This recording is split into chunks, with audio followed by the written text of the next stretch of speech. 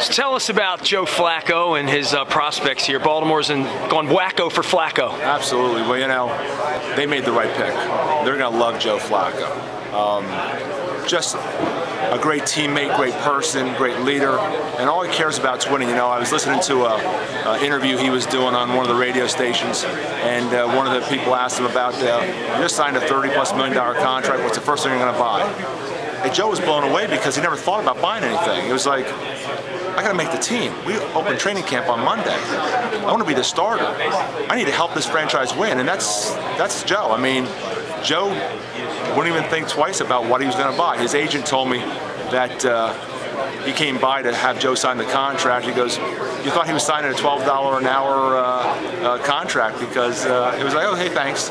I mean, but Joe's very grounded, and I think what you'll see is Joe's not only a great player, but a great leader, and I think he'll have a great career here. Strengths for him going into the NFL, especially coming from what is perceived to be a smaller conference, and you know, that's going to be the knock on him. The Ravens are in love with him, though. Yeah, you know, the smaller conference, I'd say this. You know, everyone likes that guy in Pittsburgh, Rosenberger, I guess it is. Our conference is ranked ahead of the MAC in terms of difficulty. That's how tough this conference is. If you think about it, we've beaten Navy 2 years when they've gone to a bowl. New Hampshire's beaten Northwestern, Marshall, and Rutgers. Maine beat Mississippi State the year they beat Florida. So this is 1AA, but this is kind of unique 1AA. This is pretty special football here. And I think when you see Joe's top qualities, obviously he has tremendous athletic ability, phenomenal arm, but the ice water in his veins and the great game day decisions he makes made him a first-round draft choice. What's really important to Joe is about being a great teammate. I mean, it's really important to him that he's a great teammate. You know, he wants to lead the team, but also in that locker room, he just wants to laugh and be one of the guys and never put himself above anyone else. I mean, his first year with us, he was ineligible because of a transfer rule. And you would have never known that this kid had any chance to be a draft choice because he wanted to make sure that he sort of melted into that locker room because he knew it wasn't his time. But that's Joe.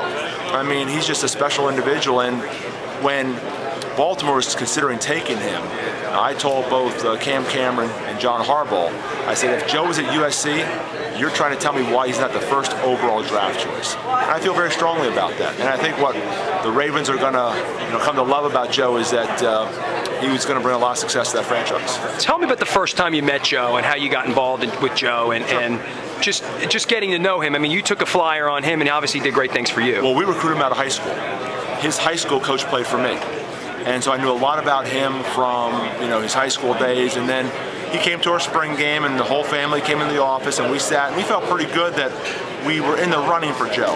And then the Pitts and the Rutgers and the Iowas of the world came involved and we lost Joe to Pitt.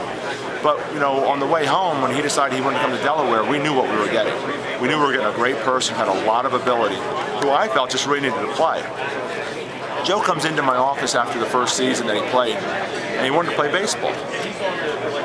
And I said, really? He goes, yeah, I thought about playing baseball in the springtime. I said, well, you realize you're going to be a draft choice next year. He goes, a draft choice? I go, Joe, you will be a draft choice in 2007. You're going to play spring football, and you're going to have a great career, and we're going to win a championship next year. And he's kind of walked down my office saying, okay, but that's Joe. Joe is just a guy who, he has a tremendous belief in himself, but he never takes himself too seriously. And it was just a pleasure to coach. Give us the best Joe Flacco story. Something funny, something interesting? I'll tell you, it was the year that he had to sit out. He's playing scout team quarterback. My defensive coordinator, Dave Cohen, who's now the head coach at Hofstra, is patrolling behind the linebackers in front of the secondary. Receiver runs a dig route. Dave has his head turned. As he turns back, Joe throws a bullet, hits him right between the eyes, knocks him down to one leg, and the whole defense just like kind of erupted. You know, they all kind of just paused because the D coordinator's down.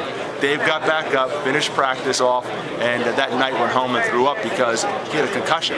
That's how hard Joe had hit himself. Dave's very proud because Dave said, you know, someday when Joe's playing in the NFL, he's going to be able to say, that guy knocked me out. And it was a funny Joe Flacco story. I happened to be at Joe's workout when the Ravens brought up 10 coaches and scouts and 2 players. And it was a grueling workout, and they put them through drills that I've never seen before. And at the very end, they had them throw the ball about 70 yards in the air, flat-footed. And one of the scouts turned to me and said, that probably was the single best workout I've ever seen a quarterback have. And I felt pretty confident after that workout and the interview Joe had with Baltimore that there's a good chance that he was going to be their first overall pick.